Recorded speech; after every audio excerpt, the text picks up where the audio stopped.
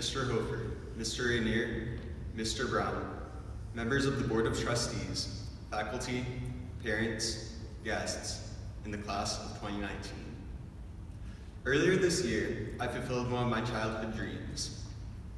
Now, unfortunately, that wasn't the dream of becoming a movie star, making millions by selling abstract art, or marrying one of the Obama daughters.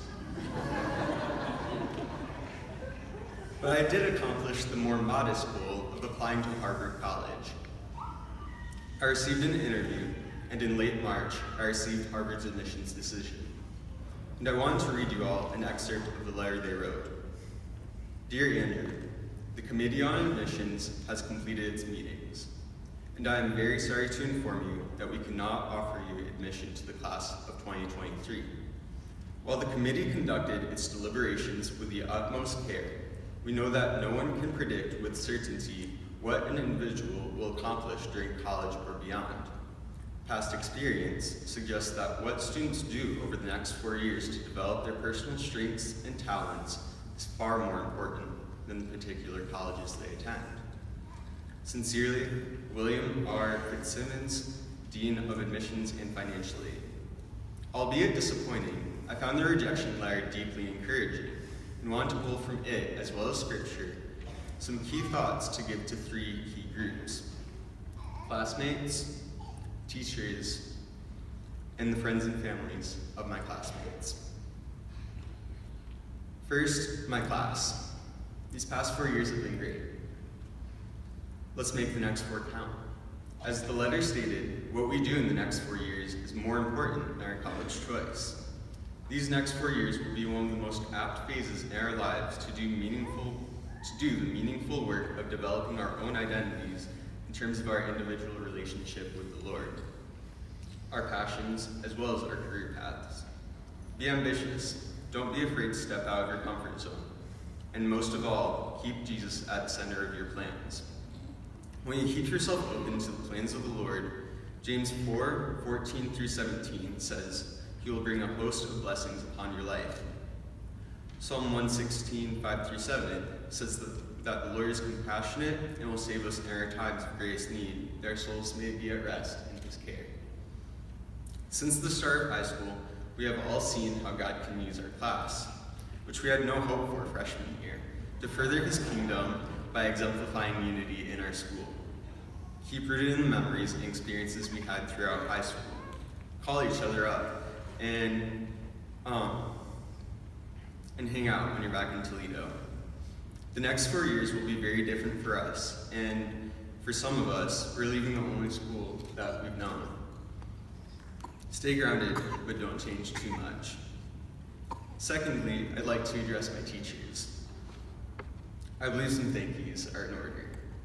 First, I want to thank a few former ECS teachers who made an impact. Mr. Wilson and Mr. Snyder sparked my initial interests in theology and the natural sciences, respectively.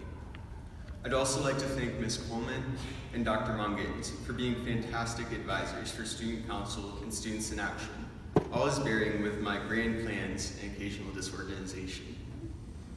Thank you to Dr. Gibson for always being willing to talk about life and controversial topics in theology, as well as all the wise words you impart upon your students.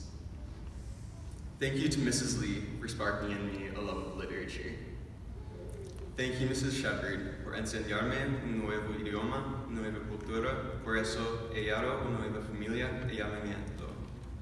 And finally, thank you, Mom, for homeschooling me grades 4 through 7. You bore with me through frustrations, irresponsibility, and even at times tears, to foster a living environment that worked best for me and set me up for success. Lastly, I would like to address the families and friends of the graduates.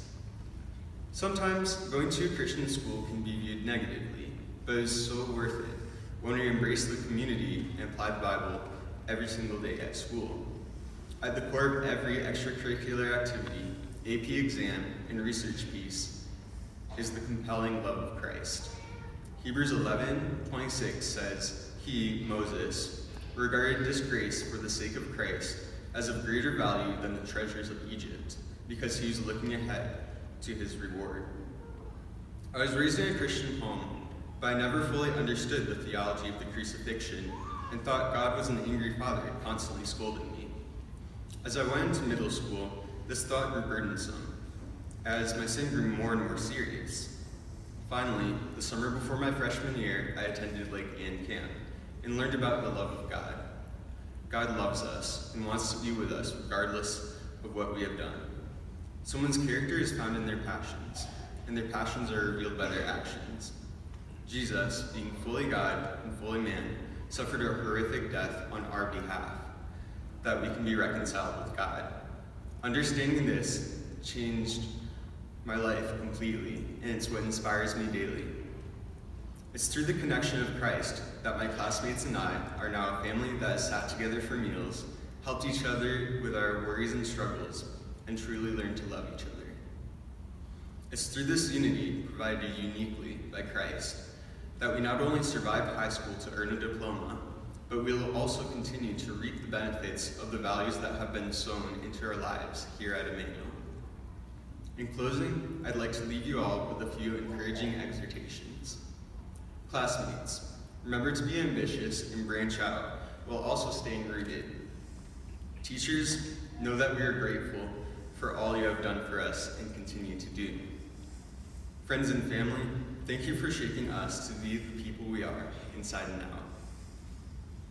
In the words of the great actress and one of my personal mentors, Shauna Pena Downey, cheat on your fears, break up with your doubts, get engaged with your hopes, and marry your dreams.